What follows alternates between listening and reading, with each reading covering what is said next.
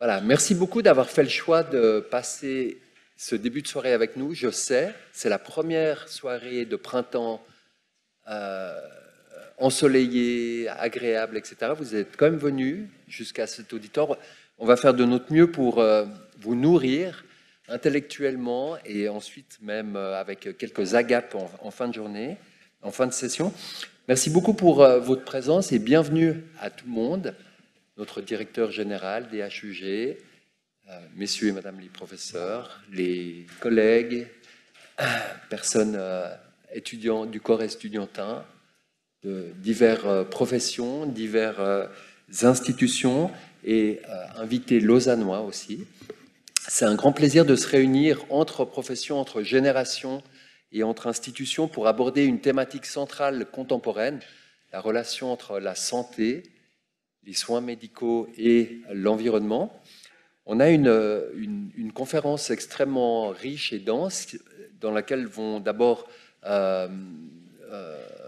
être introduits certains thèmes généraux par la professeure Johanna Sommer, qui est responsable du cursus de santé planétaire ici au sein de la faculté de médecine, puis ensuite M. Bertrand Levrat, notre directeur général des HUG, le professeur Nicolas Sen de Unisanté de la faculté de médecine et de biologie de Lausanne prendra ensuite la parole pour aborder la question du rôle central des hôpitaux à propos de la transition écologique et de la qualité des soins.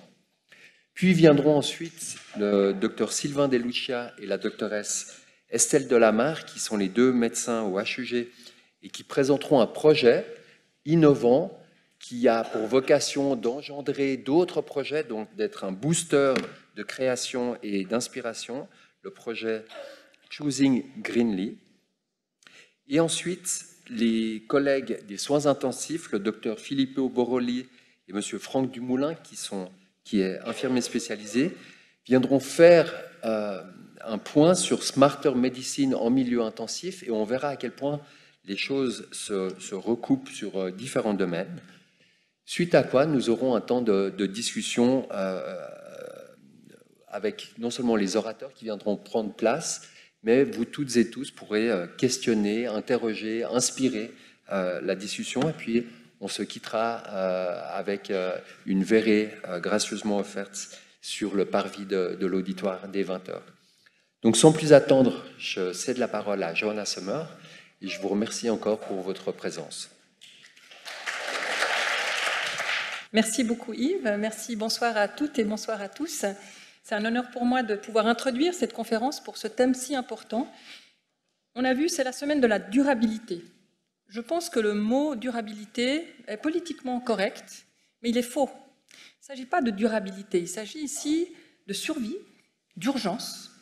Et nous l'avons vu avec le rapport du GIEC qui a été publié hier, un nouveau rapport après une dizaine d'années qui montre que les choses se confirment, sont de plus en plus graves. On annonce de plus en plus de catastrophes naturelles, de maladies qui vont amplifier. Et malheureusement, notre société se perd dans une consommation à outrance de nos ressources, dans une utilisation de ressources fossiles qui continue à démolir notre planète, notre univers et notre humanité. Donc nous, comme soignants, comme scientifiques, nous nous devons de diffuser cette parole difficile, mais néanmoins de participer à essayer de faire changer les choses. J'ai la chance d'être la directrice du cursus de santé planétaire qui a été initié par un groupe estudiantin et qui nous a poussé à introduire cet enseignement pour les étudiants, pour les futurs soignants de demain, afin de les rendre sensibles et conscients de ce qui se passe aujourd'hui. D'une part, l'impact de cette crise environnementale sur notre santé à tous et à toutes. Il y a déjà plus de la moitié de la population de l'humanité qui souffre de cette crise environnementale. Nous sommes encore privilégiés dans nos contrées, mais ça ne saurait tarder.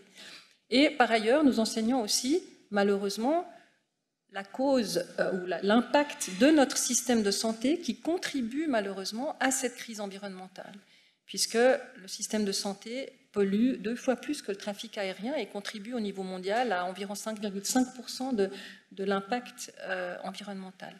Donc nous nous devons de réfléchir à une nouvelle façon d'utiliser nos ressources aussi dans le système de soins, à être plus parcimonieux, à réfléchir quels sont les actes, quelles sont les actes de soins dont nous profitons avec une chance énorme et un luxe énorme par rapport à des maladies où on a fait des progrès énormes, et loin de moi de critiquer ces efforts et ces avancées qui sont une chance énorme pour la population mondiale.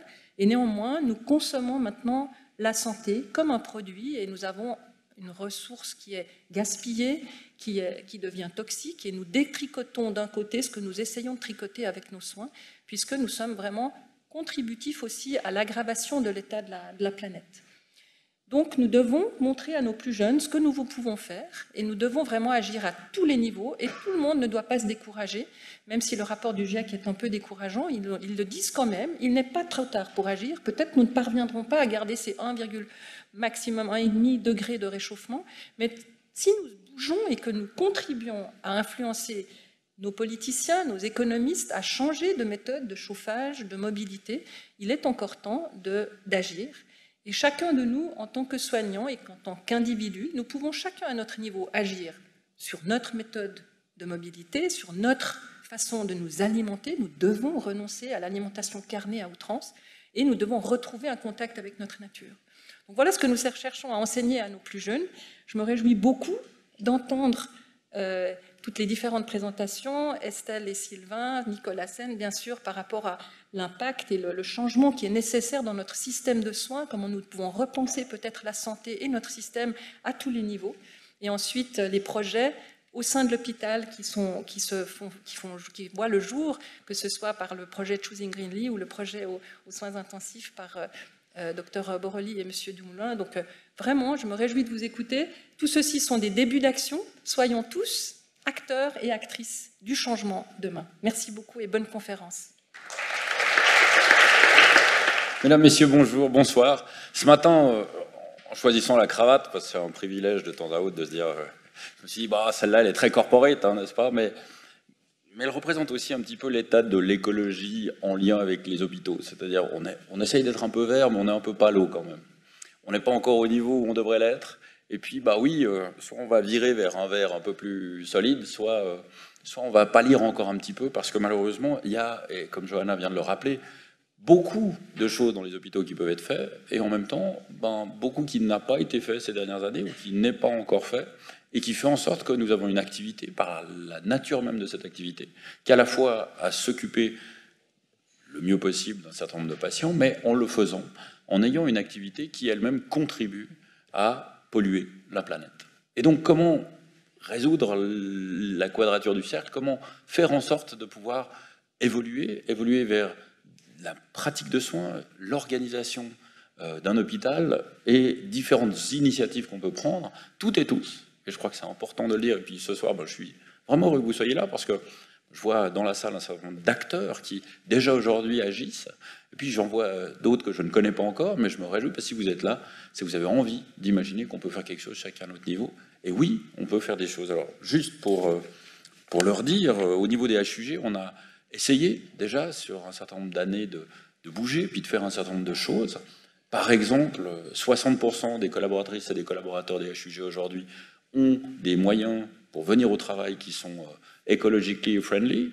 Alors, vous avez peut-être eu une amende sur votre 2 roues ou la difficulté à parquer votre voiture. Bah oui, c'est normal aussi, parce que pour inciter au changement, il y a à la fois développer les places de parc pour les vélos et les 2 roues, et puis il y a en parallèle, peut-être une contrainte pour inciter les gens à utiliser le Léman Express, qui pour nous, et notre hôpital et l'environnement ici, représente une vraie chance de diminuer nos émissions de gaz carbone.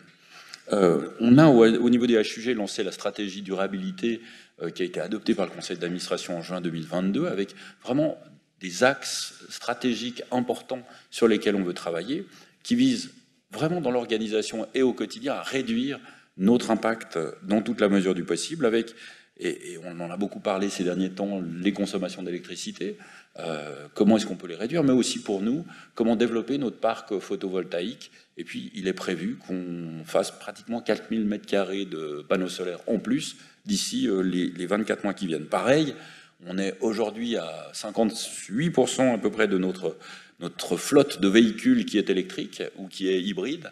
Et puis, on a envie d'arriver à 100%. En Angleterre, les premières ambulances 100% électriques existent. Il n'y a aucune raison que les Anglais le fassent et qu'on ne soit pas aussi à réfléchir à nos moyens de transport, à la manière dont on agit au niveau de nos déplacements. Et puis l'alimentation, ça a été dit, des petites mesures ou des grandes qui ont fait en sorte que des choses changent. Par exemple, depuis maintenant plusieurs années, le menu végétarien au HUG est proposé à part entière comme un menu, alors qu'auparavant, il était un peu caché tout derrière, et puis c'était en gros la garniture sans la viande. Voilà. Alors, on a changé les choses et on a formé nos 200 cuisinières et cuisiniers des HUG à cuisiner des plats végétariens qui font du sens, qui ont du goût et qui donnent envie. Et le nombre de gens qui aujourd'hui mangent le plat végétarien à midi a quintuplé par rapport à ce qui était le cas il y a quelques années.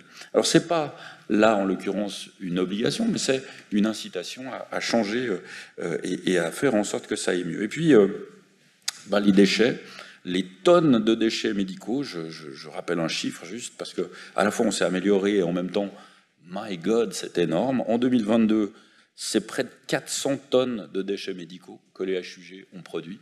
Et puis, la bonne nouvelle, c'est qu'en 2021, c'était 516 tonnes. Donc, on a diminué de 100 tonnes. On a quasiment diminué de 20% nos déchets médicaux. Et puis, en même temps, on voit que l'activité et l'industrie nous poussent, notamment au bloc opératoire, à avoir des objets à usage unique, etc., qui font en sorte qu'on pollue, et on pollue malheureusement souvent en faisant notre activité. Puis enfin, depuis Genève, on a créé le Geneva Sustainability Center. La plupart d'entre vous n'en ont peut-être jamais entendu parler, mais c'est une initiative extrêmement forte au niveau international et qui est basée à Genève pour chercher à inclure dans le management hospitalier des critères de durabilité. Et pour faire en sorte qu'on est par exemple en contact avec les commissions d'évaluation des hôpitaux pour les accréditations, pour dire si vous n'avez pas un programme de durabilité, si vous n'avez pas cette conscience écologique, vous n'êtes pas accrédité comme un hôpital. Et on est en train de travailler ça avec JCI, qui est l'accréditation des hôpitaux nord-américains, pour essayer de faire en sorte que, à partir de cette initiative genevoise, dans la manière dont on va concevoir la qualité d'un management hospitalier dans le futur, on intègre les critères de durabilité. Pour être tout à fait honnête avec vous, personne ne vient me demander, comme directeur général des HUG, si j'intègre des notions de durabilité. C'est pas que tout le monde s'en fout, pardon du vocabulaire, mais c'est que c'est pas considéré aujourd'hui comme un critère qui fait en sorte qu'on a un bon ou un mauvais directeur. La qualité des soins, bien sûr, ça sera toujours très haut sur la liste, mais qu'est-ce que c'est derrière la qualité des soins? Est-ce qu'on inclut aussi des réflexions sur la durabilité? Les coûts, évidemment, combien on coûte, combien on rapporte, on rapporte pas grand-chose, les hôpitaux publics, c'est tant, mais enfin, combien on coûte, surtout. Et là, au milieu, d'inscrire au niveau international le fait que pour être un dirigeant d'hôpital, eh bien, il faut intégrer des critères de durabilité, il faut faire changer les mentalités. Je suis hyper convaincu que c'est la voie à prendre pour faire changer les mentalités et faire en sorte que notre planète aille mieux. Johanna Sommer l'a dit tout à l'heure, nous contribuons de manière plus importante que le trafic aérien à avoir un impact environnemental négatif. Donc c'est aujourd'hui qu'il faut bouger, réagir. Et là où je suis vraiment heureux, c'est que le titre de la conférence aujourd'hui, c'est pas « est-ce qu'il faut transformer les institutions de santé ?» mais c'est comment on va le faire. Et ce soir, la question n'est pas de savoir si c'est opportun de le faire. La question, c'est de savoir comment on le fait, dans quel délai. Et puis en fait, on aurait déjà dû commencer avant-hier. Donc on y va, et puis on y va maintenant, tout de suite, et tous ensemble. Et je crois que vraiment l'idée, c'est d'encourager les comportements vertueux, encourager les institutions qui se lancent sur cette voie. Et j'aimerais vraiment redire qu'au niveau des hôpitaux universitaires de Genève, mais je sais aussi au niveau de l'Université de Genève, nous sommes deux institutions qui travaillons la main dans la main avec une envie de réduire notre impact environnemental, avec une envie de promotion de la durabilité, avec quelque chose qui n'est pas du greenwashing et puis qui est mis sur une bibliothèque quelque part, mais qui est véritablement un engagement profond de gens qui y croient profondément. Alors je me réjouis, je n'ai pas encore acheté la cravate plus verte, mais peut-être que dans quelques années, eh bien, on osera dire, oui, l'hôpital c'est aussi un endroit et un environnement où il fait bon être soigné, il fait bon vivre, et puis où il fait bon être, parce qu'on a cette responsabilité environnementale. Puis, last but not least, on est en train de planter 100 arbustes, je n'ose pas dire des arbres, alors je vois notamment Sophie qui dit « oui, mais ça, c'est pas... » Oui, mais non. Je suis très heureux que notre hôpital minéral, aigri et bétonné devienne aussi un hôpital où il y a de la nature, qui est visible, et puis où peut-être ça contribuera pour quelques dixièmes de millièmes de bout de degré à éviter qu'on fasse soit essentiellement des îlots de chaleur, mais qu'on participe aussi un petit peu à réduire cet impact-là. Alors, c'est pas ça qui va changer l'hôpital, mais c'est aussi un signe visible du fait qu'on s'engage à être autre chose qu'un plateau technique minéral aigri et froid, mais qu'on est à la hauteur des collaboratrices et collaborateurs qui s'y trouvent, un hôpital qui est fier de ses valeurs, fier des gens qui y travaillent et heureux de s'impliquer aussi pour la planète. Alors, merci d'être là. Je suis désolé, je ne peux pas rester avec vous ce soir, j'ai une obligation familiale. Mais en tout cas, je vous souhaite une excellente conférence. Et puis encore une fois, yes we can. On peut tous ensemble faire une différence. C'est maintenant. Et le titre, c'est « Comment on va transformer les institutions de santé ?» Et je me réjouis d'être avec vous. Je me réjouis aussi que vous nous challengiez, que vous arriviez avec des propositions, que vous veniez nous dire « C'est comme ça qu'on fait demain. » Parce que peut-être que nous, on n'a pas l'idée de demain. Et ça, eh bien, venez nous les proposer, venez nous bousculer, venez faire en sorte qu'on soit vraiment engagé sur ce chemin qui est inévitable, qui est une évidence, celui de la durabilité. Je me réjouis avec vous de transformer l'hôpital. Merci beaucoup et bonne soirée.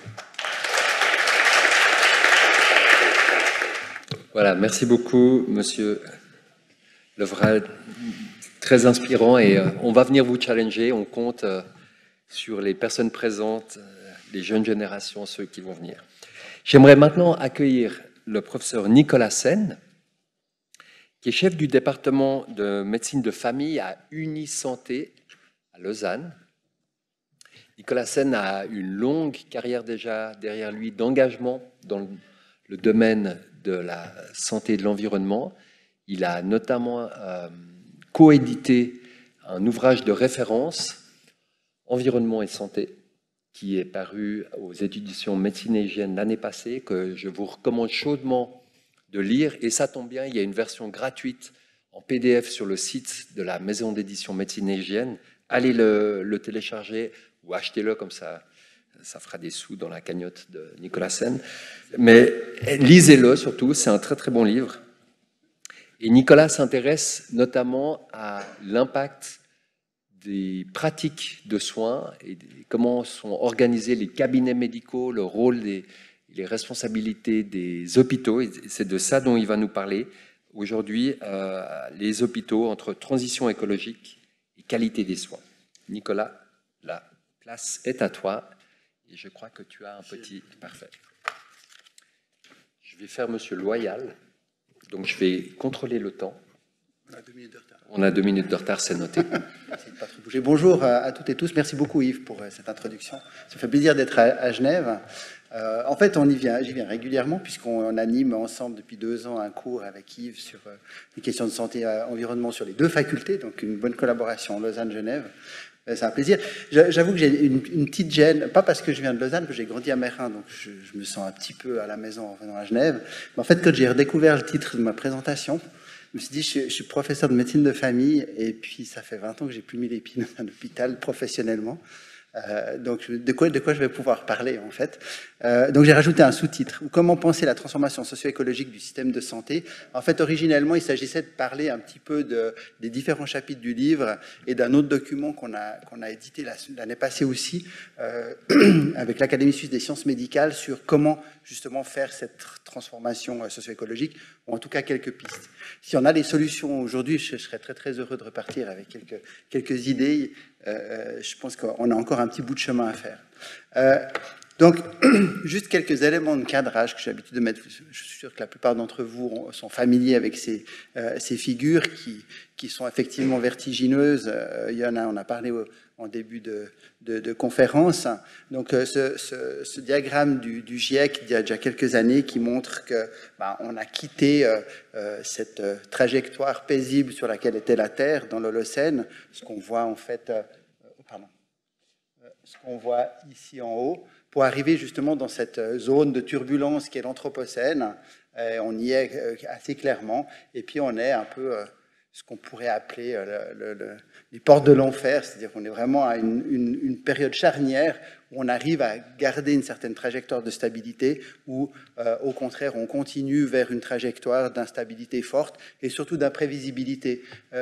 On le dit peut-être un peu moins de la part du GIEC, mais surtout si on va plus loin, dans le réchauffement climatique, on va surtout vers une zone d'imprévisibilité. Il y a des choses qui vont se produire dont on ne peut pas prédire la nature, et c'est ça qui est probablement le plus inquiétant. Alors, le titre de la diapositive, c'est un problème de santé. Ben, évidemment, ça va poser un grand nombre d'enjeux de santé présents et à venir, et c'est de ça qu'on va parler maintenant. Un autre élément de cadrage, peut-être, c'est des fois bon de le rappeler aussi aux soignants et soignantes que nous sommes, c'est qu'on contribue maigrement pour 10 à 20% de la santé des gens. Tout le reste de la santé, c'est l'extérieur qui le fait. Donc l'extérieur du système de santé, c'est notre culture, notre éducation, c'est notre patrimoine génétique, c'est notre environnement naturel, il s'agit d'environnement aujourd'hui. Donc c'est bon de rappeler aussi, et c'est peut-être au fond un petit espoir de dire que malgré les sommes faramineuses qu'on investit dans notre système de santé, en fait, qu'une bonne part de la santé ne se passe pas là. D'autres chiffres qu'on ne voit pas ici, mais si on parle en termes d'énergie, on sait que l'augmentation de l'espérance de vie, elle est due que pour 30% à l'énergie qu'on met. 60% de l'énergie est pas nécessaire en fait à l'augmentation de l'espérance de vie si on parle en termes d'énergie. Donc il y a beaucoup d'énergie qui est consommée, qui est utilisée dans le système de santé qui sert à rien en termes d'espérance de vie. Donc ça, c'est des éléments qui sont importants à avoir à l'esprit, qui sont peut-être aussi des pistes de réflexion. Et puis alors vers quel avenir on va? On nous dépeint souvent la bougie et la caverne. Une étude intéressante qui est sortie, que vous avez peut-être vu passer il y a quelques semaines ou peut-être 2 mois maintenant, qui est une étude intéressante. Il n'y en a pas beaucoup des comme ça. Celle-là, qu'est-ce qu'elle a regardé? Ils ont regardé, si on fait tout ce qu'on doit faire comme transition socio-écologique de la société, on va à vélo, on mange moins carné, etc., on isole les maisons, c'était probablement le facteur le plus important dans cette étude, globalement, la population est en meilleure santé à la fin. Donc si on fait ce qu'on devrait faire au niveau de la société, on va se retrouver avec une population en meilleure santé. Et ça, c'est quand même assez important de pouvoir l'anticiper, de pouvoir le montrer et de pouvoir aussi dire, c'est pas la fin des haricots si vous commencez à prendre votre vélo ou si vous commencez à manger moins de viande, vous allez être en bonne santé. On le sait en plus, dans cette étude-là, on le démontre de façon un peu plus quantitative. Alors, tout ça pour amener justement à ces quelques pistes de réflexion, ce livre que Yves a mentionné, je le mentionne juste comme ça, pas tellement pour le mettre en avant, mais plutôt pour montrer l'importance aussi de la transdisciplinarité. J'imagine que l'immense majorité des gens qui sont ici viennent des soins et de la médecine. Je pense pour réfléchir à ces questions de transformation de notre système de santé et des hôpitaux, on doit passer par d'autres disciplines. On doit passer par les sciences humaines, on doit passer par les sciences de l'environnement, on doit passer par l'ingénierie. On a besoin de travailler ensemble avec ces disciplines-là pour réfléchir à quelque chose de cohérent qui est à la mesure des enjeux. Et la mesure des enjeux, peut-être qu'on peut en citer 3 éléments. Alors, il y en a certainement d'autres, mais ça me semble important de ramener ces 3-là. Quand on pense à l'avenir, à la transformation du système de santé à la hauteur, ce qu'on entend essentiellement, c'est le verdissement, ce qu'on appelle le verdissement des chaînes d'approvisionnement, c'est-à-dire qu'on réduit les émissions de CO2 de ce qu'on sait faire actuellement ou de ce qu'on fait actuellement. Ce qu'on sait aussi, en fait, c'est que ça, c'est pas du tout suffisant, on va le voir sur un autre schéma, de simplement continuer à faire ce qu'on fait en émettant peu ou moins de carbone ne sera pas suffisant. Deuxièmement, on a besoin de leviers au niveau de la gouvernance, on a besoin de leviers systémiques pour avoir des transformations en profondeur dans le système de santé. Et puis finalement, c'est peut-être le point le plus important, en fait, on doit prendre les gens avec nous. On doit raconter des nouvelles histoires qui prennent les gens avec nous et on a besoin que chaque personne, à chaque niveau, que ce soit de la société ou du système de santé, puisse accompagner cette transformation, être partie prenante de cette transformation. Alors, tout ça est assez négatif, mais en fait, je pense que c'est quand même important de savoir pourquoi c'est négatif. Je trouve que cette diale illustre extrêmement bien. Ça sort d'un rapport qui est sorti il y a 1 année et demie en France, qui est le rapport sur le système de santé français du Shift Project. Elle est intéressante parce qu'elle montre aussi l'ampleur de la marche, si on veut. Ce qu'on voit ici, c'est donc ils ont estimé en fait la quantité. j'ai plus de lumière, mais c'est pas grave. L'estimer la quantité de mégatonnes de CO2 que le système de santé français émet, c'est ce qu'on voit à gauche. On sait qu'il va y avoir une augmentation de la population et en plus en mauvaise santé, donc ça va augmenter encore plus les besoins et donc les émissions de CO2 si on travaille comme on travaille maintenant. Et puis ce qu'on voit en bleu ciel sur cette image, c'est que si on fait dans les différents secteurs, le médicament, les déplacements, les dispositifs médicaux, etc., si on fait tout ce qu'on peut faire de mieux pour réduire les émissions de CO2 de ces différents secteurs, à la fin, c'est ce qu'on voit à la fin, il nous manque 30%. Donc, même si on fait tout bien, tout ce qu'on peut faire de verdissement, et je suis désolé de contredire le directeur, je ne me dis plus là, mais d'ambulance électrique et tout ça, malgré ça, à la fin, il nous manque 30% de réduction des émissions de CO2 et on parle que des émissions de CO2, on ne parle pas de la biodiversité, on ne parle pas du reste. Donc, pourquoi ça? Parce qu'il faut avoir ce cadrage en vue. Si on n'a pas ce cadrage en vue, on va se perdre dans des propositions qui vont être pas à la hauteur des changements qu'on a besoin de faire. Et ça veut dire qu'on doit être créatif.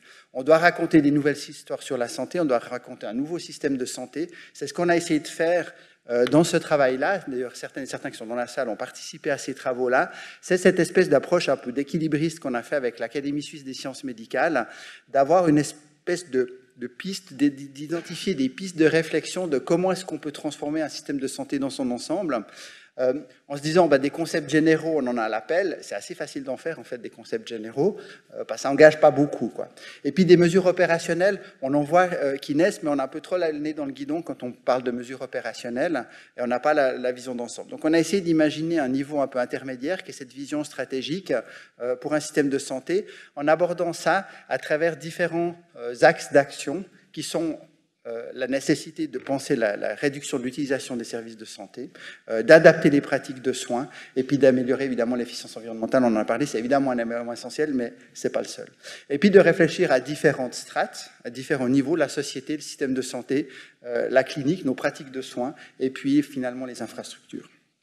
Alors, tout ça a réuni une 60aine d'experts qui ont réfléchi pendant une journée. Après, il y a eu des itérations dans les différents groupes pour aboutir à cette feuille de route que vous voyez en haut à droite. Et puis pour aboutir surtout à ces 7 propositions qui sont un peu des propositions cadres. Elles sont évidemment plus développées dans le rapport. L'idée, c'est de les balayer rapidement maintenant avec quelques illustrations qui peuvent donner quelques pistes. Les 3 premières propositions, elles ont à voir avec la réduction de la demande en services de santé.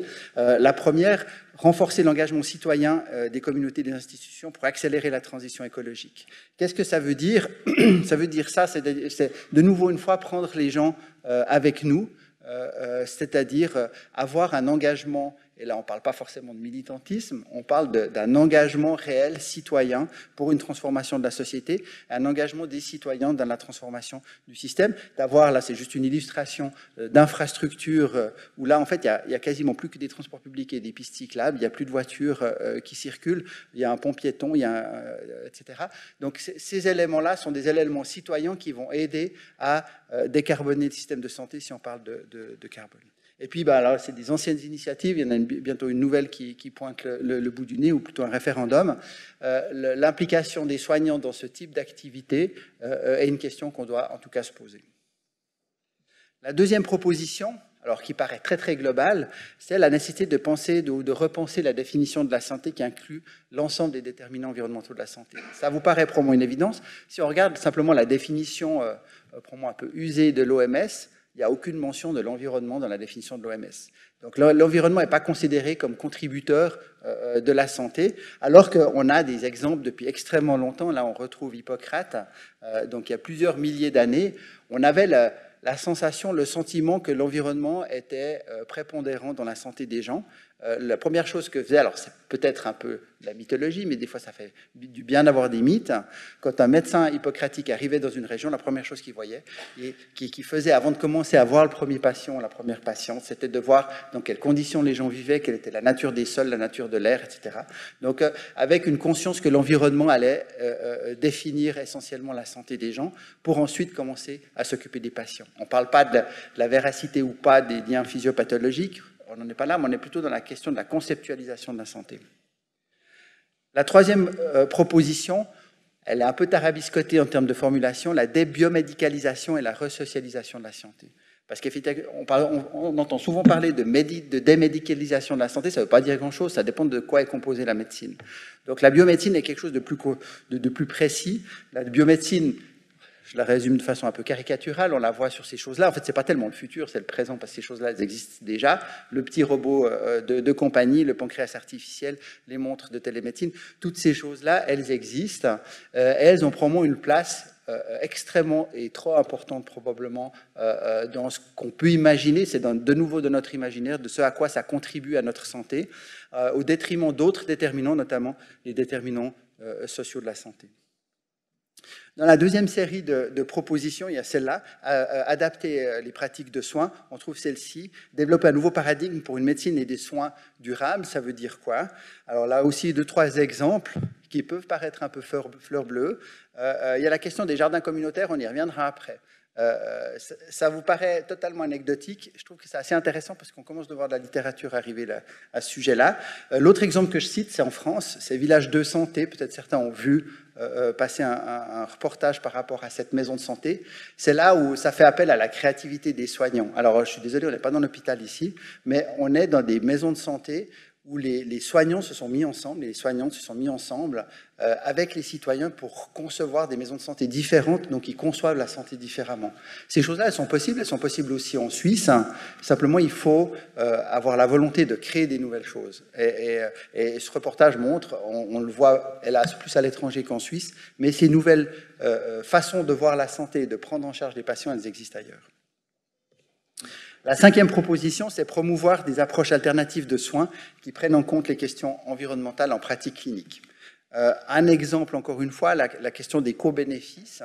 La question des co-bénéfices, c'est-à-dire que les interventions, et ça devrait être en fait le prisme général à travers lequel on voit toutes nos activités cliniques, le prisme à travers on fait notre pratique clinique devrait avoir un cadre environnemental qui a été réfléchi. Je vous en donne un exemple, c'est la question des recommandations de nutrition. Et là, c'est une comparaison qu'on avait faite qui est assez intéressante. À gauche, vous trouvez l'assiette idéale du Lancet Eat, donc réfléchie sur un mode, on va pouvoir nourrir la planète entière de façon durable en préservant les ressources naturelles. Et l'assiette de gauche est celle de la Société suisse de nutrition. Je ne vais peut-être pas me faire des amis avec la Société suisse de nutrition. Pardon, à droite. Voilà, moi je suis à gauche, vous êtes à droite. Mais ce qui est intéressant, c'est que ce qu'on voit sur la Société suisse de nutrition, on a le double d'aliments d'origine animale que dans le Lancet Eat. Il y a plein de raisons qui sont probablement culturelles. Il y a probablement une raison aussi en lien avec les lobbies.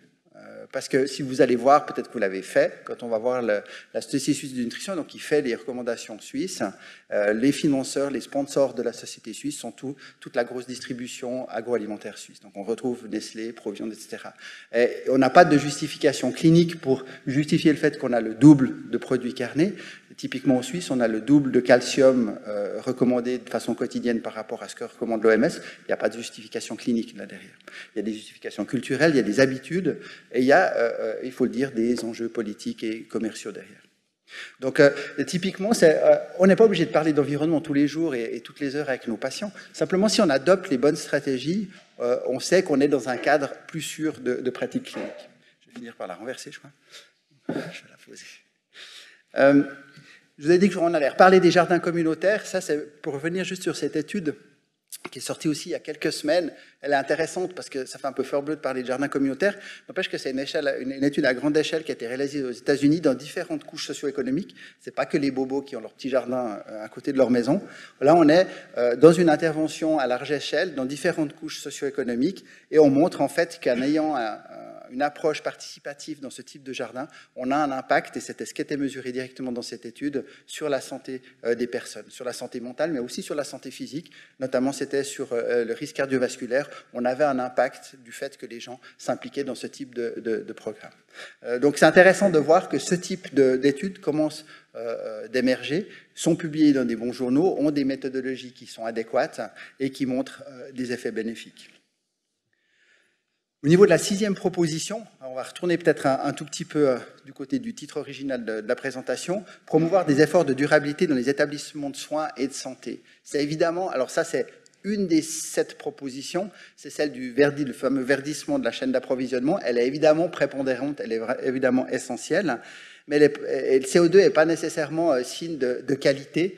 Et j'aime bien cette illustration qui est sortie il y a quelques années, qui a été écrite par Matthew Eckelman, qui est un ingénieur de l'environnement spécialisé dans l'évaluation des cycles de vie des systèmes de santé. C'est celui qui a fait celui du NHS, par exemple, mais qui avait fait avant ça des travaux aux États-Unis. C'est très intéressant, cette figure-là, puisqu'elle montre que c'est pas parce qu'on émet plus de CO2 qu'on a nécessairement une meilleure qualité des soins au bout du compte. Et ça paraît peut-être évident pour la plupart d'entre vous de le dire.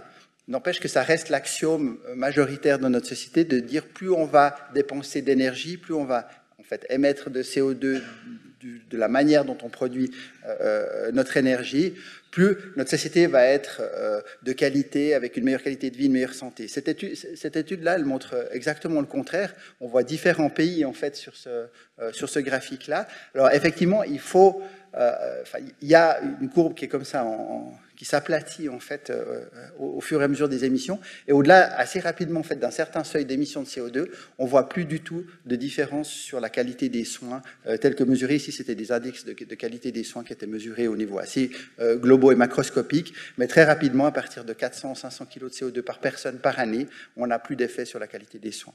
Donc là aussi, c'est important d'avoir ce cadrage en tête. C'est pas parce qu'on va faire du service qu'on va améliorer la santé des gens.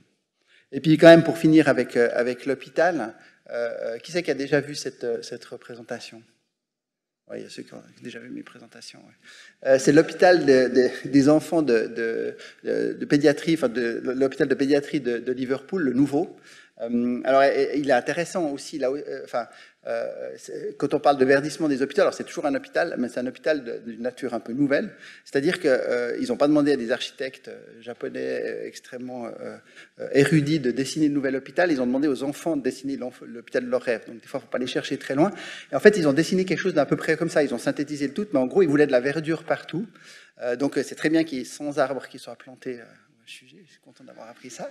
Là, il y en a plusieurs milliers, en fait. Il y a une forêt, en fait, maintenant. Et la forêt, en fait, fait partie du lieu de soins. Et c'est ça qui est intéressant. Donc, les enfants ont des activités dans cette forêt. Une partie de ce qui est vert, en fait, autour de ce nouvel hôpital, c'était des parkings. Donc, c'est assez intéressant de voir qu'on peut transformer les hôpitaux pour en faire des lieux accueillants et des lieux de santé. Et c'est vraiment la philosophie qu'il y avait derrière cette construction. Et puis la dernière proposition, c'est la formation, c'est l'enseignement. On voit, et c'est heureux, on voit à Genève qu'il y a maintenant des cursus de santé planétaire, il y a des initiatives, et heureusement que des fois il y a un peu les étudiantes et les étudiants pour nous aiguillonner un petit peu. Il y en a dans la salle, je sais qu'ils ont participé à ça. Les Planetary Health Report Cards, pour ceux qui ne sont pas trop initiés, c'est le fameux aiguillon, c'est-à-dire ils viennent scruter de façon systématique les cursus de médecine, ça se fait au niveau quasiment mondial, pour voir à quel point on enseigne ou pas certaines thématiques en lien avec les questions d'environnement. Et je suis au bout. Et donc ça permet de faire un rating en fait des hôpitaux, des facultés. Et après, on arrive à savoir où sont les points faibles et les points forts. C'est ce qu'on voit ici. Ça vient d'être terminé au niveau suisse. Je pense qu'à Genève, vous avez fini aussi. Donc à Lausanne, on l'a fait aussi. Et je pense que c'est des initiatives qui sont salutaires. Alors ça ne touche pas l'hôpital, mais ça touche l'enseignement, ça touche la faculté. Et en fait, je suis peut-être un petit peu masochiste, mais j'étais très content d'avoir des C un peu à droite à gauche, parce que ça nous donnait un petit peu de grain à moudre pour avoir des ressources en fait, au niveau de la faculté pour amener ces questions d'enseignement dans les facultés. Donc ces initiatives-là, elles servent de détonateurs, elles servent de déclencheur pour amener vraiment ces enseignements-là, parce qu'on se rend compte qu'il y a effectivement énormément de choses à amener de ce point de vue-là. Donc voilà pour ce bref parcours. Je vous avais parlé assez peu d'hôpital, mais j'aurais été franchement très mal à l'aise de vous parler que d'hôpital. Je sais qu'on va en parler après, mais je pense que d'avoir le tableau général des changements nécessaires est indispensable en fait pour ce type de pratique. Et je remercie évidemment toutes les personnes qui ont contribué. C'est vraiment des choses collectives. Je me fais plus leur porte-parole qu'autre chose, qui ont participé à ces deux pièces, si on veut, à cet ouvrage et à cette feuille de route. Et puis pour annoncer justement la suite, c'est joli de faire des propositions, des recommandations. Le 8 juin, on organise un forum à Berne avec l'Académie suisse des sciences médicales, où justement les gens vont pouvoir venir présenter des initiatives qu'ils font. L'idée, c'est de mettre en réseau les gens, que les gens puissent se rencontrer et qu'on puisse avancer ensemble. On n'a pas le choix en Suisse. On n'a pas de NHS qui peut dire il y a plus de médicaments, il n'y en a plus partout. On est condamné à travailler dans un pays fragmenté et dans un pays où il y a plein de gens qui doivent travailler de leur côté, mais à un moment donné, il faudra quand même les mettre ensemble, parce que sinon on va faire plein de choses à double ou inutiles. Je vous remercie pour votre attention et je suis dans les temps.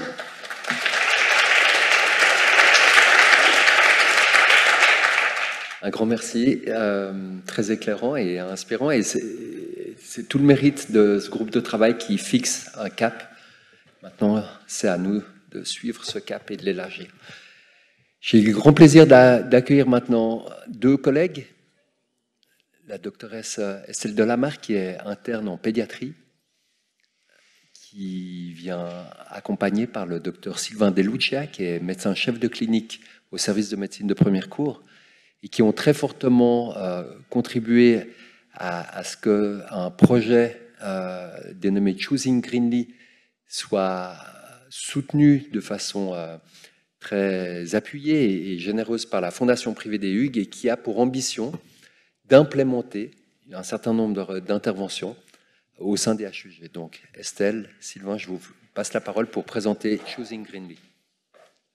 Voilà, bonjour à toutes et tous.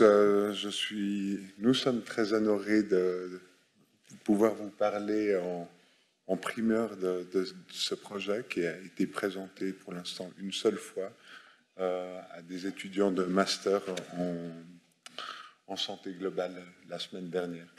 Donc c'est un projet qui nous a beaucoup occupés pendant une année et qui va tout prochainement être déployé au Hugues. Je suis venu en blanc de travail, hein. Je sors de mes nuits de garde, vous excuserez mon élocution peut-être un peu balbutiante. Je viens en blanc pour rappeler qu'on est des cliniciens, on n'est pas des théoriciens qui vont vous livrer quelques concepts, mais bien des gens qui désiront nous engager au cœur des hôpitaux. Je suis vraiment ravi d'avoir notre chef de service qui est là et qui nous a soutenus dans notre démarche et dans toutes les autres démarches d'ailleurs. Je remercie aussi Sophie Meisser par avance qui est mon coach et qui m'aide à comprendre tout de toutes les molécules que la chimie organique ne m'a pas enseignées durant mon cursus universitaire. Voilà. Donc, un petit rappel, hein, donc les systèmes de santé coûtent en Suisse 8 millions de tonnes de CO2. 8 millions de tonnes, ça veut dire 1 tonne par habitant. Alors pour celles et ceux qui ne le savent pas, hein, l'objectif ultime, l'objectif qu'on aimerait atteindre, idéalement, si on veut décarboner notre atmosphère, ce serait 0,6 pour toutes les émissions, pas les émissions de santé. 0,6, ce serait l'idéal pour arriver et de refroidir un petit peu la planète. Alors, le seul système de soins dépasse ces 0,6. Comme vous le voyez, les HUG contribuent bien, on va dire, à ces émissions, à hauteur de 100 000 tonnes par année, ce qui est bien mieux en 2022 que les presque 10 000 tonnes de l'année précédente. On était sur un plateau depuis quelques années, avec parfois des petites hausses, des petites baisses. C'est la première fois qu'on assiste à une baisse significative de 10%. Comme vous le voyez, on est à 6,7 des émissions nationales, hein, le système de santé, ce qui constitue 50% de plus que la moyenne mondiale. Alors, comment se répartissent ces émissions? Vous le voyez en 3 parties. Je vous propose de regarder le scope 1 et puis le scope 2 et 3, de les lire ensemble. Il y a les émissions directes et indirectes. Et les émissions directes, on se les représente comme le CO2, comme ce qui sort des pots d'échappement, le chauffage des maisons, ce qui sort des cheminées. Ça, c'est une chose. Mais c'est aussi les gaz anesthésiques, c'est aussi les sprays de Ventolin qu'on utilise beaucoup trop. Les émissions indirectes, je ne vous en lis pas le détail, mais pour ce qui concerne la santé, c'est beaucoup les médicaments, les équipements médicaux, les déchets, mais c'est aussi nos déplacements en avion. Et je pense que nombreux sont ceux ou celles de vous qui commencent à réfléchir à voler un peu moins. Pour celles et ceux qui ne le savent pas, à Genève, c'est 20% des émissions privées qui sont liées à nos vols. Et beaucoup moins pour la santé. On aimait plus en volant qu'en mangeant. On aimait beaucoup, beaucoup plus en volant qu'en se faisant soigner. Donc, on peut avoir un impact. Et quand mes amis me demandent qu'est-ce que je peux faire, je ne peux rien faire. Ben oui, prends 2 fois moins l'avion et tu auras baissé de 10% ou 15% ton impact carbone. Alors, un petit historique de la responsabilité environnementale au HUG. J'ai représenté ici, sur le haut, ce qui se passe dans le monde, on va dire, et sur le bas, ce qui se passe au HUG, pour que vous puissiez voir quelle corrélation existe. Alors, l'échelle n'est pas parfaite. Hein. Vous voyez que les années se resserrent sur la partie de droite que je détaillerai sur la slide d'après, et sur la slide sur la partie gauche, vous pouvez voir le Club de Rome, les premières réunions du GIEC, la première COP dont tout le monde se souvient bien, hein, des années 90, j'imagine, vous avez tous suivi avec passion la première COP. Et c'est seulement en 2015 que l'ONU définit ses 17 objectifs de développement durable. En 2018, une jeune Suédoise qui paraissait marginale, qui a fait la risée, enfin qui était la risée de grand de ce monde, s'asseyait et a emporté finalement avec elle quelques millions de personnes. Le Covid qui est venu tout stopper et le reste, j'en parle après. Comme vous le voyez dans la partie du bas, au départ, on n'avait que quelques initiatives. Pareil, comme le Club de Rome était un peu marginal dans la communauté scientifique, hein, c'était quelques experts du climat qui n'intéressaient pas grand monde d'autre que leurs pairs. Ici à Genève, au HUG, et d'ailleurs dans les grands hôpitaux universitaires, il y avait quelques personnes qui faisaient de la santé environnementale, on ne parlait pas de CO2, on ne parlait pas de climat. Puis s'est produit une grande accélération avec une flèche qui monte et des actions qui se multiplient.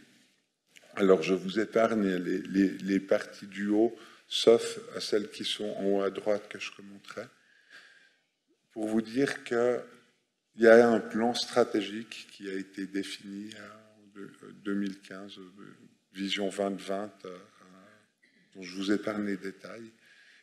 Il s'est formé en parallèle, ce n'était pas un mandat de l'institution, c'était une initiative du professeur Jackson ici présent, un groupe éco-responsable du SNPR, dont je suis un fier représentant depuis le tout début, qui est devenu groupe éco-responsabilité des HUG après seulement 2 ans et qui est passé de 10 participants à maintenant une 50aine, et on espère quelques centaines peut-être, et un nouveau nom. Et en 2022 a été déployé un plan d'action 2025 dont je ne vais pas vous donner les détails, mais je vous donnerai le lien après. 2022, c'est aussi l'année durant laquelle le WEF, le World Economic Forum, définit, vous voyez, en vert, les 5 des 10 plus grandes menaces pour le monde. Ce qu'on doit craindre sont des menaces liées à l'environnement. La numéro 1 n'est pas lisible, je peux vous en faire la lecture, c'est l'inaction de nos sociétés face à la menace environnementale. C'est quand même un groupe de gens très intelligents, des érudits du climat, et de l'économie qui ont défini ça comme la plus grande menace également pour l'économie, hein, avec un monde qui sera inassurable si on continue ainsi. Le Lancet, qui avait commencé modestement en 2015 avec une première revue climat et santé, a fait un upgrading très rapide pour lancer son Lancet Countdown avec maintenant une édition annuelle updatée. Le GIEC qui émet maintenant de plus en plus souvent ses recommandations, avec des recommandations compilées qui ont été émises hier. Dans tout cela, ben voilà, en 2023, on va développer notre projet Choosing Greenly qui va être commenté. Je passe rapidement sur ces 3 axes stratégiques, mais pour vous dire que la durabilité au HUG se décline en 3 volets, dont l'un est climat et santé. Et ça va peut-être faire sourire Franck Dumoulin et Filippo Borrelli, qui sont les messagers de la Smarter Medicine, qui prônent 5 à 9 objectifs par discipline. Là, les HUG ont défini 83 mesures qu'il faudrait suivre. Alors, contrairement à Smarter Medicine, ce n'est pas 5 choses qu'il faut retenir dans sa tête et tout s'appliquer. C'est les lignes directrices qui vont conduire qui vont être le fil conducteur de nos stratégies de durabilité. J'en viens au cœur de notre présentation, donc sur notre projet Choosing Greenly. Très rapidement, les objectifs généraux, c'est de développer des soins de santé plus éco-responsables et vraiment de créer une culture d'éco-responsabilité au HUG. Pas simplement des petites initiatives à droite, à gauche, mais vraiment une culture, quelque chose, un langage qui soit le même pour tous. Cela par un système de champions ou d'experts ou de référents climat qui seront détaillés par Estelle. Et on a à cœur que ce projet soit vraiment multidisciplinaire. Nous avons ici nos experts énergie, Martin Patel et Paulina Boyko. Donc on travaille avec plusieurs facultés et surtout transgénérationnel. Je suis content de voir que nous sommes plusieurs générations présentes dans la salle, beaucoup d'étudiants, et c'est vous qui allez faire vraiment la médecine de demain. Notre projet a pour fonction, pour objectif majeur d'être le catalyseur, le booster, le tremplin, appelons-le comme on veut, pour les HUG de leurs objectifs de durabilité. Je laisse la parole à Estelle. Moi, je vais vous détailler un peu concrètement le projet, comment il se présente. Il est donc divisé en 4 volets, dont le premier concerne la formation du personnel médico-soignant à travers une approche basée sur des champions, des référents. Qu'est-ce que c'est un champion? C'est vraiment une approche qui vise à améliorer une stratégie d'implémentation à une grande échelle, telle qu'une institution. Et puis, c'est une approche qui a fait ses preuves dans la littérature et la littérature médicale. Et par exemple, ici, vous pouvez voir 2 articles qui montrent que cette approche s'est avérée efficace, par exemple, pour les soins primaires aux personnes LGBTIQ+, ou pour déjà les premiers papiers qui sortent sur les approches santé-environnement. Dans notre projet, qu'est-ce que c'est un champion ou un référent? Ce sera une personne qui aura la responsabilité de diffuser ses connaissances auprès de ses collègues, auprès de ses pairs, et puis de mettre en place des interventions adaptées aux différents milieux de soins. On a une cible de former environ 7500 médecins et soignants en 2 ans. C'est un objectif assez ambitieux, mais justement en divisant ces formations en différentes strates de super champions ou acteurs de terrain, ça va permettre de diffuser les connaissances pour créer des projets basés sur l'intelligence collective. Concrètement, notre chronologie, elle s'articule autour d'une enquête qui aura lieu dans les prochains mois sur les connaissances du personnel soignant. Puis, il y aura une phase de formation de ces référents, puis une phase de diffusion et de création donc, de supports d'information. Et enfin, les champions pourront intervenir au sein de leur service pour mettre en place des projets adaptés. Et puis les trois autres work packages, les trois autres volets, ils sont spécifiques à des unités de soins, mais ils dépendent aussi du premier volet. Donc en unité de néphrologie, on a un projet qui vise à réduire l'impact environnemental de l'hémodialyse. Dans le service d'anesthésie, il y a un projet qui vise à diminuer les gaz anesthésiques à effet de serre élevé. Et puis dans les urgences ambulatoires, il y aura un projet de réflexion autour d'identification des pratiques à impact de carbone élevé et à améliorer ces processus de soins. Et puis tout ça dans une boucle un peu de feedback et de monitoring des activités afin de pouvoir voir où en sont les différents projets et qu'est-ce qui restera à faire à la fin de notre projet Choosing Greenly. Et puis comme a commencé à dire Sylvain, c'est un projet donc interdisciplinaire qui fait intervenir des experts en sciences de l'énergie. Donc leur rôle, c'est de vraiment connaître les interactions entre la consommation d'énergie et les émissions de gaz à effet de serre. Et donc, ils sont capables de réaliser des bilans énergétiques d'unités de soins ou de processus d'itinéraires cliniques. Et puis, donc, on compte sur vous pour trouver des solutions aussi pour nous aider à diminuer ces consommations et puis réfléchir ça ensemble avec le personnel médico-soignant. Et puis, ça fait intervenir aussi une deuxième équipe, qui est l'équipe des psychologues du développement durable. Alors, eux, c'est des spécialistes pour étudier les comportements. Et puis, pour nous, ça va concerner aussi les comportements de prescription. Et puis, d'identifier les barrières au changement. Je vais en revenir juste après, afin de modifier l'architecture des choix. Ce qui est intéressant, c'est qu'il y a déjà toute une littérature sur les barrières au changement dans sa pratique personnelle au niveau individuel, mais ce qui est intéressant, c'est que c'est extrapolable aussi à nos comportements professionnels. Et donc, par exemple, ici, il y a différents discours non-changement. Alors, Johanna Sommer, tu présentes souvent les entretiens motivationnels avec identifier les discours changements des patients. Et bien, ici, c'est qu'est-ce que vous répondriez à ces différents discours. Et puis, nos champions, ils auront aussi une formation pour pouvoir former eux-mêmes leurs collègues à pouvoir répondre à ce type de discours. Oui. Et donc, c'est ma dernière diapositive. Donc, le rôle des médecins et des soignants en 2023.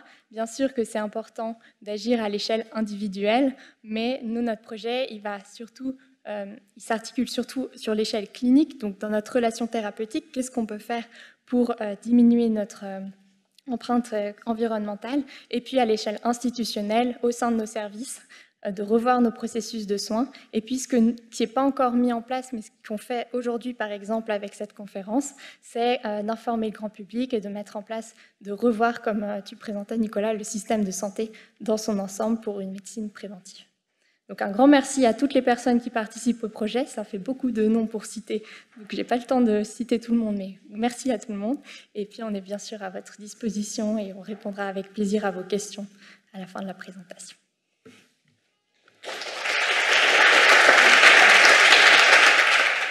Merci beaucoup Estelle et Sylvain.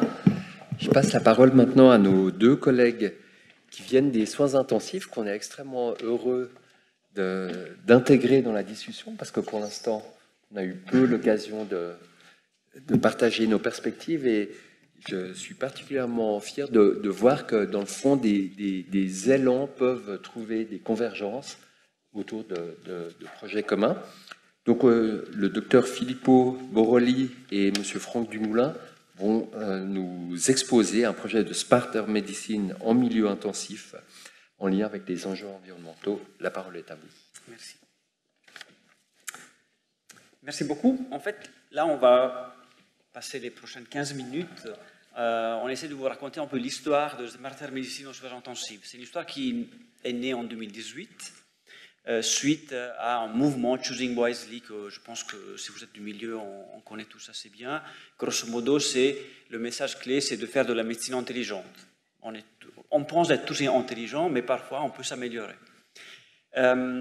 Smarter Medicine, on parle beaucoup de médecine basée sur la valeur qu'on produit, en fait.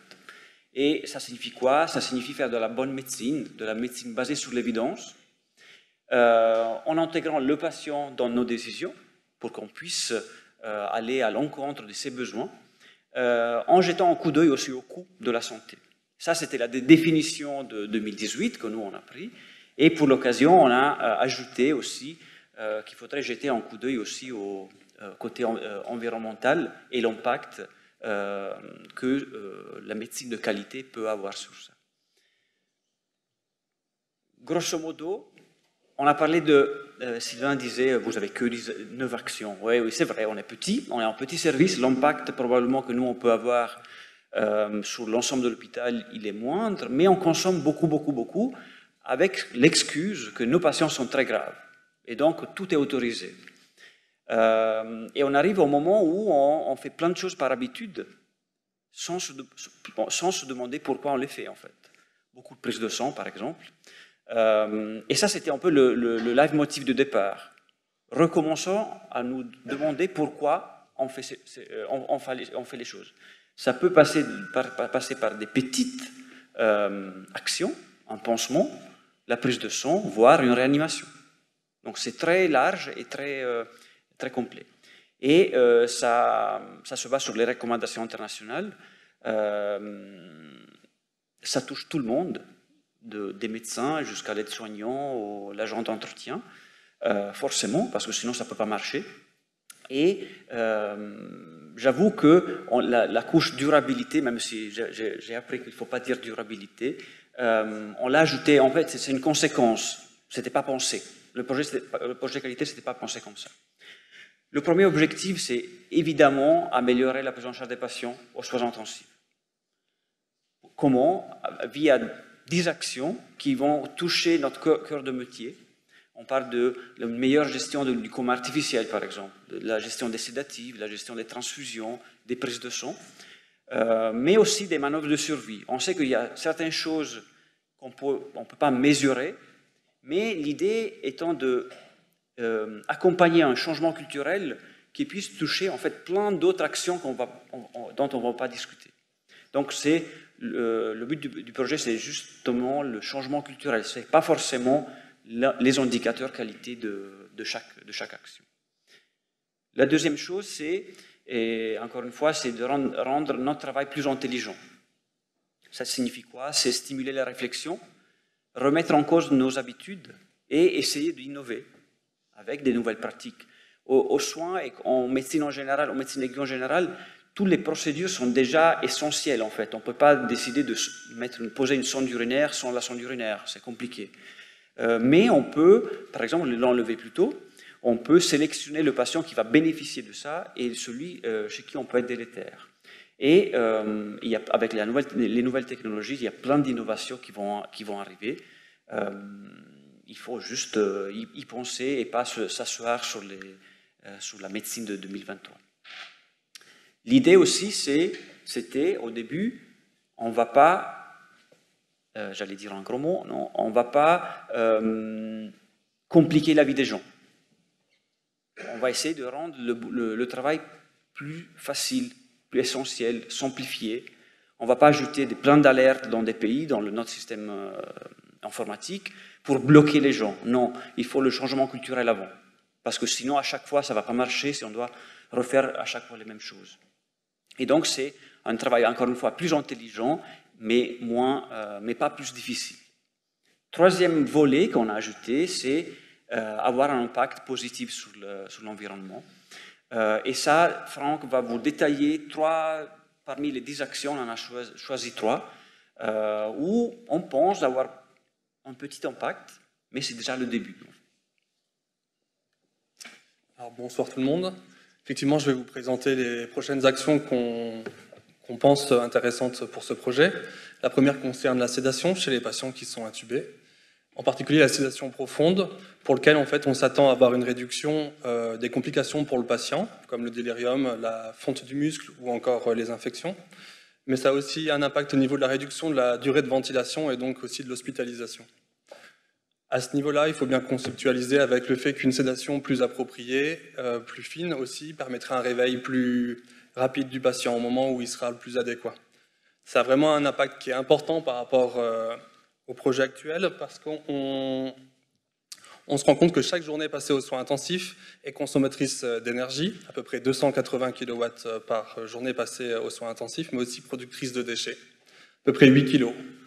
Ces 8 kg, ils sont en partie effectivement recyclables à hauteur de 60%, mais à 40% encore qu'ils ont un gros impact au niveau de l'environnement, comme typiquement les médicaments pour la sédation. Et l'article qui est mentionné juste en dessous précise que chaque journée passée pour un patient qui est chez nous pour un état de choc septique est émetteur de 180 kg de CO2. Très important parce que ça correspond, selon l'article toujours qui est fait aux États-Unis, au train de vie de 3 personnes en une journée. Donc un gros impact. La seconde action qu'on souhaite vous présenter concerne les prises de sang. Notre action ici, et le souhait, c'est de développer en fait une pratique de ce genre d'examen que lorsqu'on cherche à répondre à une question bien particulière. Les effets qu'on attend, ça sera de réduire l'anémie qui est provoquée par nos prises de sang qui sont répétitives et réduire aussi les transfusions qui deviennent nécessaires alors. On voudrait aussi pouvoir réduire les informations inutiles. On a des prises en charge qui sont très complexes aux soins intensifs. D'avoir les éléments essentiels permettent d'avoir une meilleure lecture du dossier puis une meilleure prise en charge pour le patient.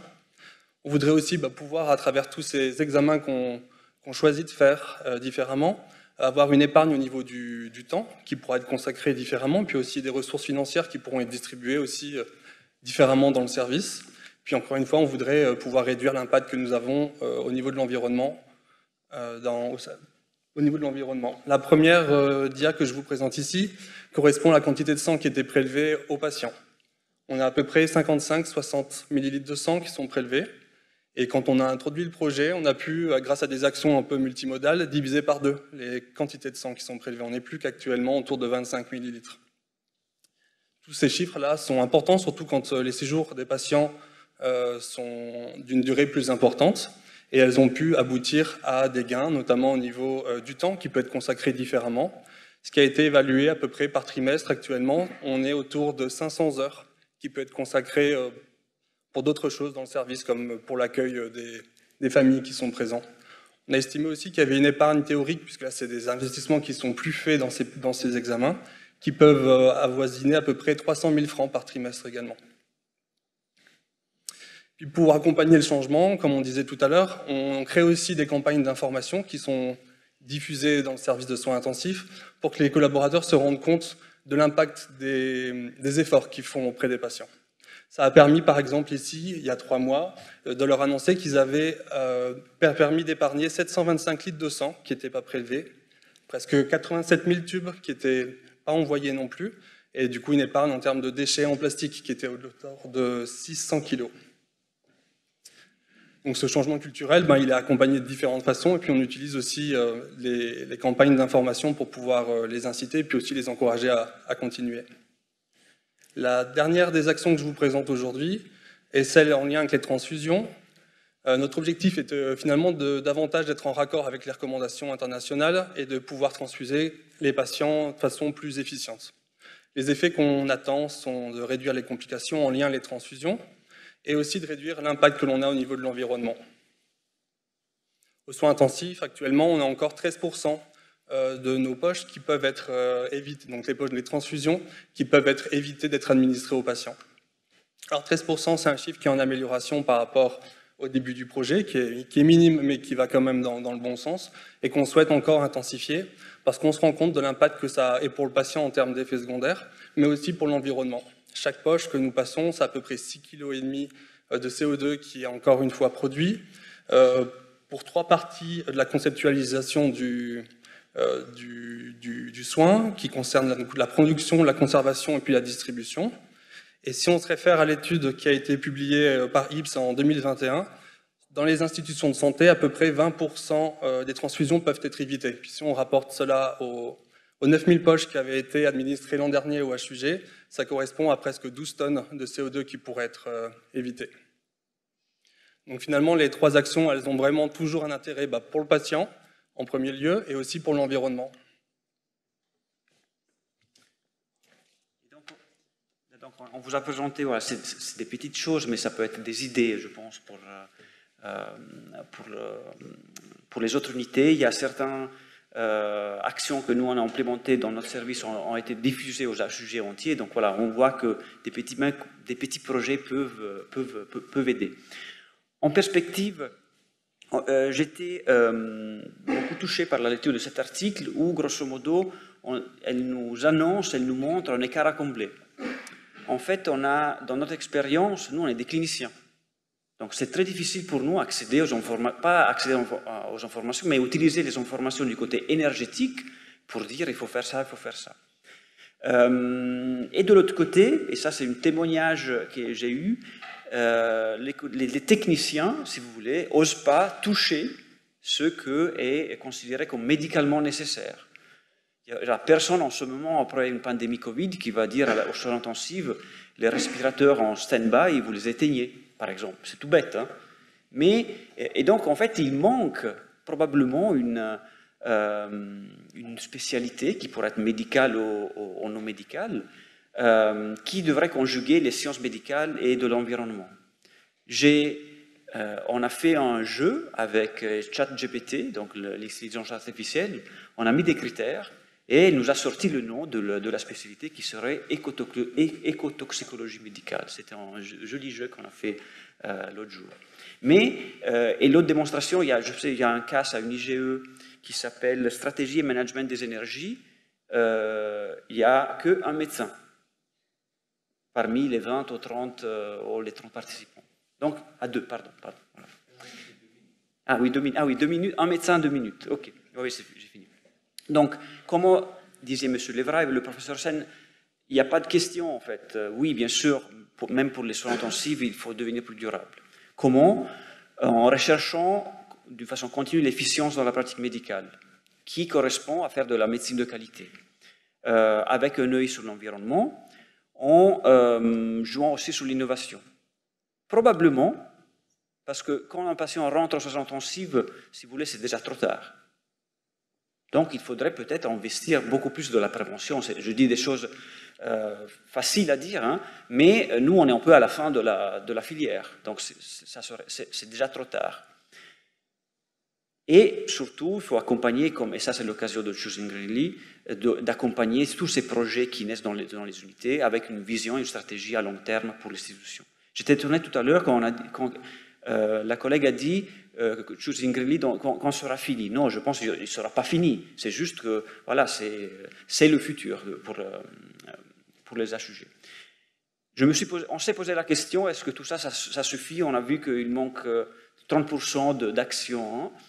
Il y a deux choix. Soit c'est difficile d'arrêter le progrès médical, et c'est ça qui dit Bertrand Piccard dans son livre Réaliste, où il dit qu'il faut poursuivre la croissance, mais d'une façon qualitative. Je pense en revanche qu'à côté de ça, je suis assez d'accord, mais il faut imaginer un plan B pour certaines activités, où il faut imaginer qu'on doit à un moment donné renoncer, voire opter pour la décroissance, même dans la santé, en priorisant les soins. À un moment donné, je pense que ça devrait être déjà, on devrait déjà avoir quelque chose de prêt. Ça, c'est un changement épocal. Ce n'est pas que les médecins, mais c'est la société qui devrait décider ensemble qu'à un moment donné, il faudrait lever le pied sur l'accélérateur. Merci beaucoup.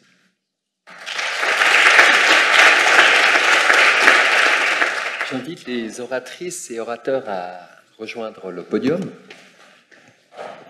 Il nous reste un temps d'échange et de discussion, donc profitons plutôt d'avoir cette diversité d'expertise autour de la table pour échanger autour de ces enjeux qui, comme les différentes conférences l'ont montré, sont pour aujourd'hui, pas dans un futur lointain, mais c'est des réalités auxquelles on doit faire face maintenant, qui impliquent des transformations dans le processus de formation des professionnels de demain, des pratiques d'aujourd'hui, de l'hôpital et des réseaux de santé de demain.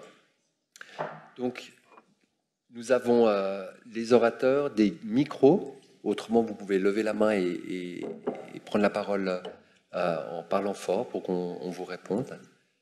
J'ouvre donc la discussion et je me réjouis d'avoir un petit quart d'heure pour échanger tous ensemble. Il y a quelques mois, l'année passée, sauf erreur, on a beaucoup à l'université avoir signé une pétition pour l'alimentation à l'hôpital. Je regrette un peu que le directeur de l'hôpital soit parti. On n'a pas tellement une nouvelle sur ce qui a été mis en place.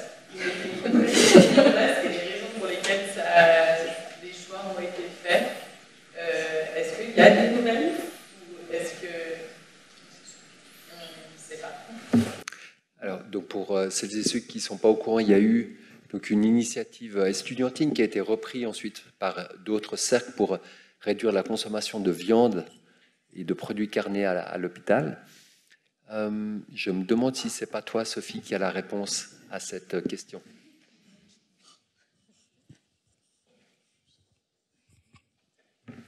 Oui, bonsoir, Sophie Meisser, je suis responsable du pôle RSE au HUG. Donc, en fait, cette initiative, elle n'a peut-être pas été immédiatement suivie d'effet, quoique, parce que ce que disait M. Levrat dans son introduction, on est actuellement à 25% des plats du jour qui sont servis aux patientes, aux patientes et aux patients et aux collaborateurs qui sont végétariens. Il y a un souhait de ne pas imposer un jour végétarien ou des menus végétariens, mais de laisser le choix. Et les HUG ont pris l'option de mettre dans le plan d'action 2025 une réduction de 20% de la quantité totale de viande achetée. Donc en fait, c'est par ce moyen-là que ça va se faire, et ça va se faire en améliorant la qualité de l'offre végétarienne, en réduisant le gaspillage alimentaire et en réduisant les portions de viande. Donc ça, vous avez l'impression qu'il ne s'est rien passé, mais en fait, il y a plein de choses qui se sont passées et qui vont se passer. En fait, on peut dire que ça a été un booster de changement, et on est très reconnaissant en fait, que vous ayez tous contribué à ça.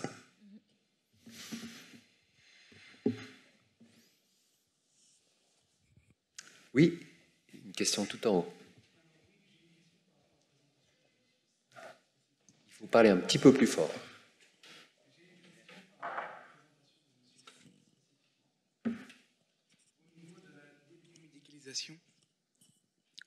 Au niveau de la débiomédicalisation du système de santé.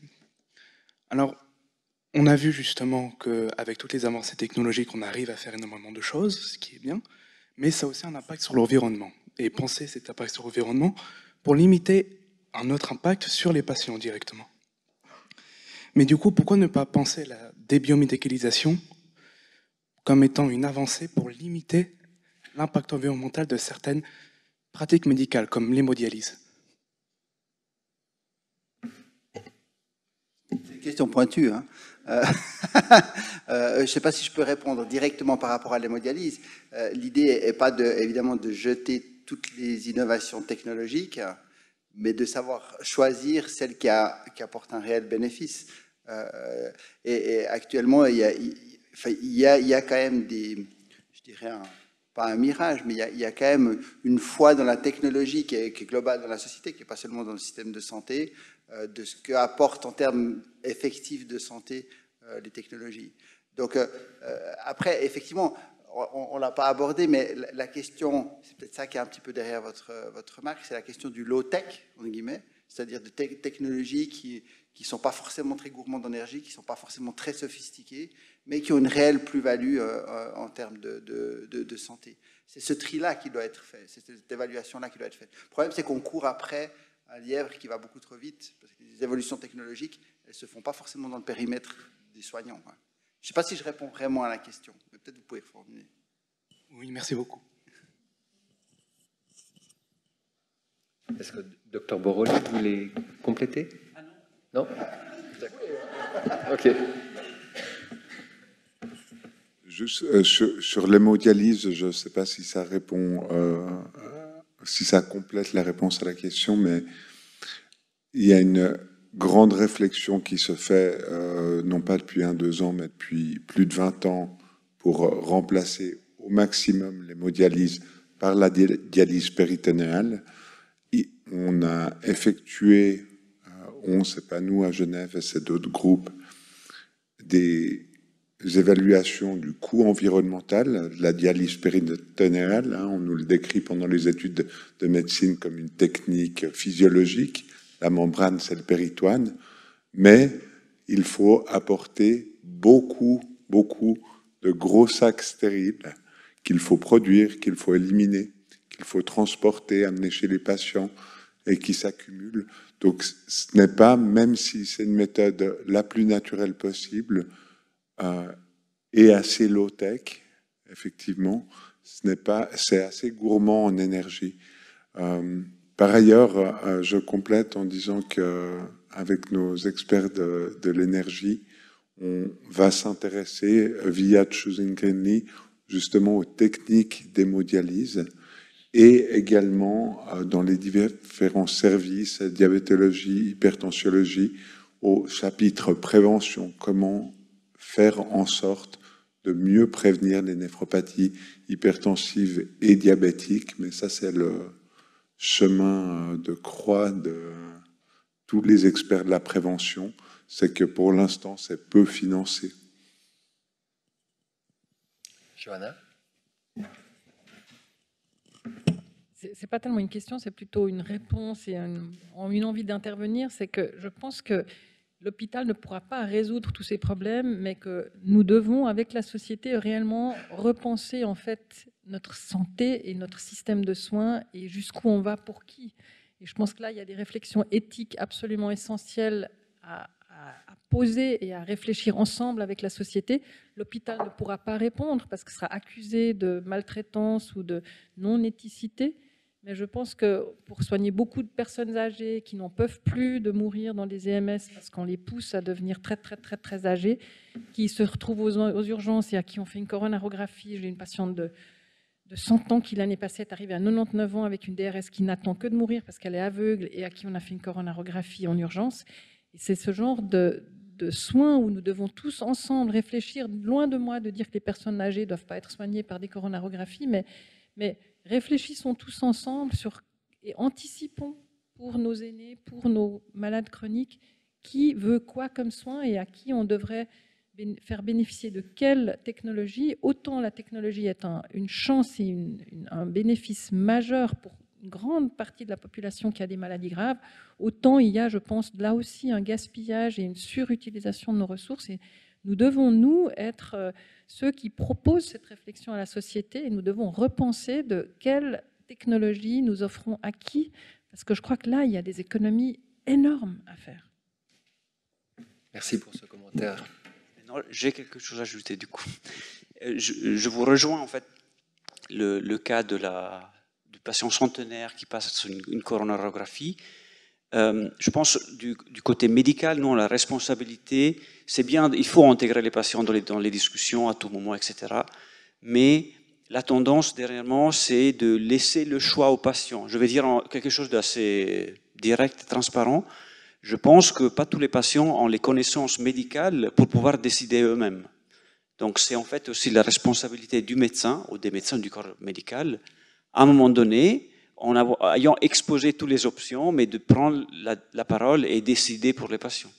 Parce que souvent, dans nos discussions, c'est ah oui, moi, docteur, je veux tout.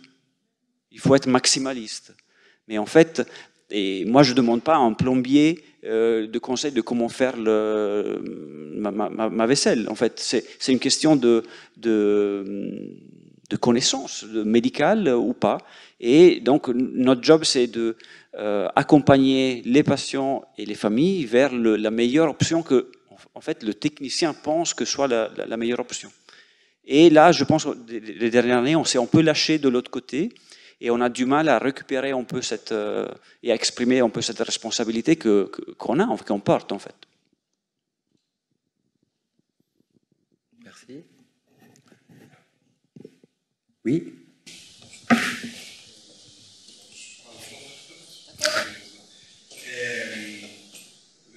Moi, je suis un observateur hors du système médical, et j'imagine que vous avez beaucoup de parties prenantes qui gravitent autour de l'hôpital.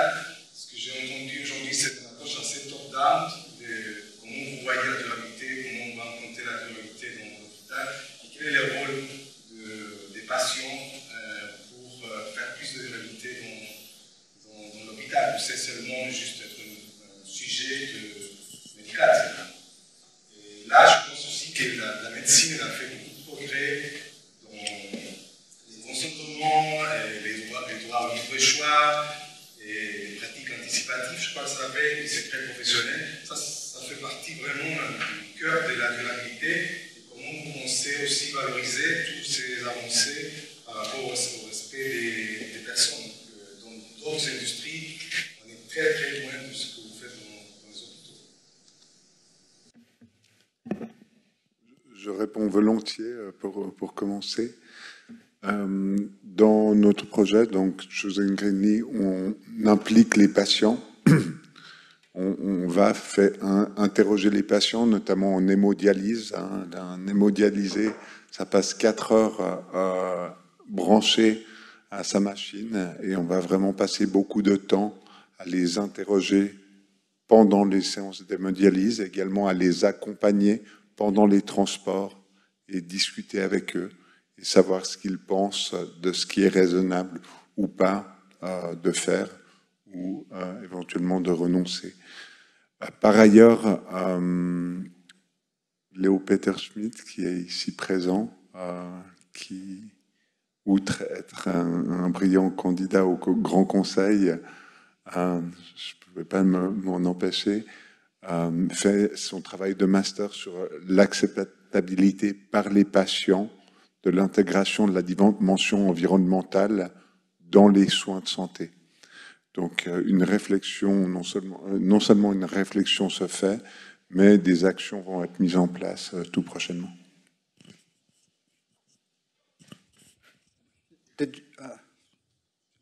Juste pour continuer là-dessus, dans ce sens-là, je pense que la contrainte environnementale ou écologique, c'est une contrainte qu'on doit intégrer dans nos pratiques.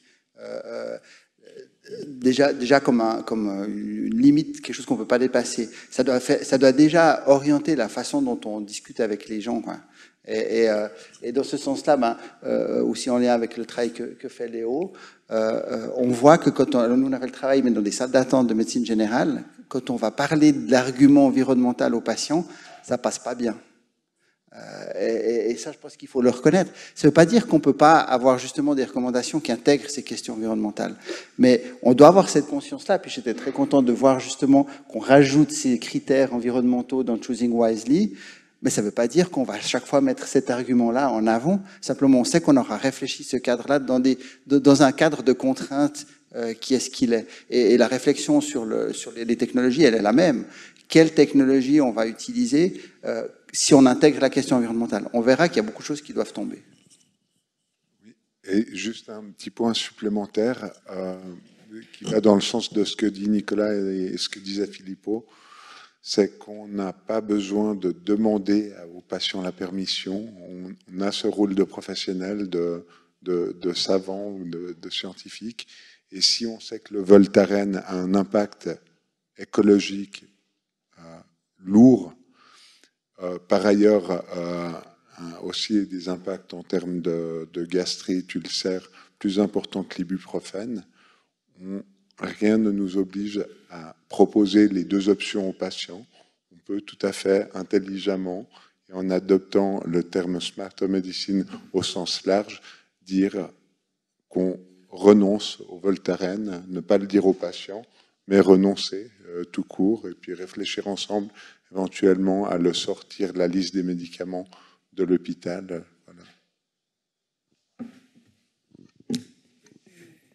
Je te passe la parole. Complément sur le début de votre question. Donc, au HUG, il y a aussi un programme patient partenaire qui est un programme qui intègre des patients dans une réelle relation de partenariat à tous les niveaux de l'hôpital. Alors ça a commencé des équipes de médecins et de soignants qui réfléchissaient à leur pratique et qui souhaitaient avoir des retours de patients pour faire évoluer les pratiques.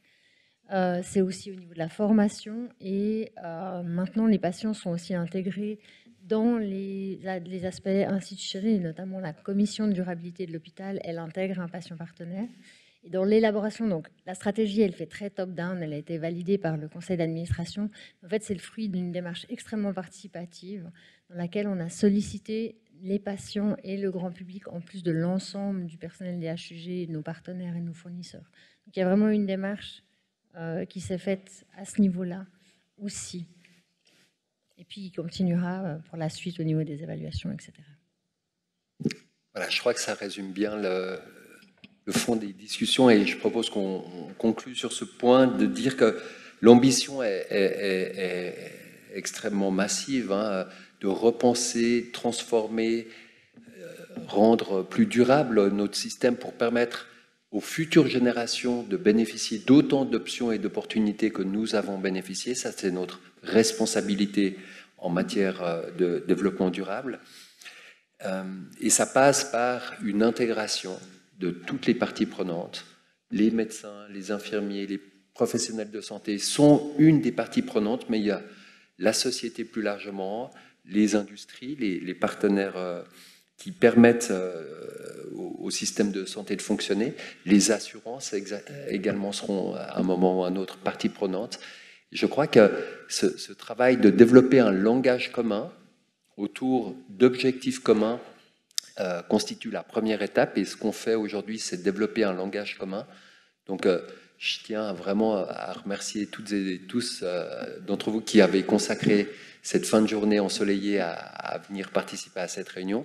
Et je vous propose qu'on continue la discussion autour d'un apéritif qui nous a été gentiment préparé et on se réjouit d'y participer pour que les liens se tissent et que l'élan continue à se développer. Donc un grand merci à nos orateurs et oratrices, un grand merci au public et aux organisatrices et organisateurs de cette belle soirée.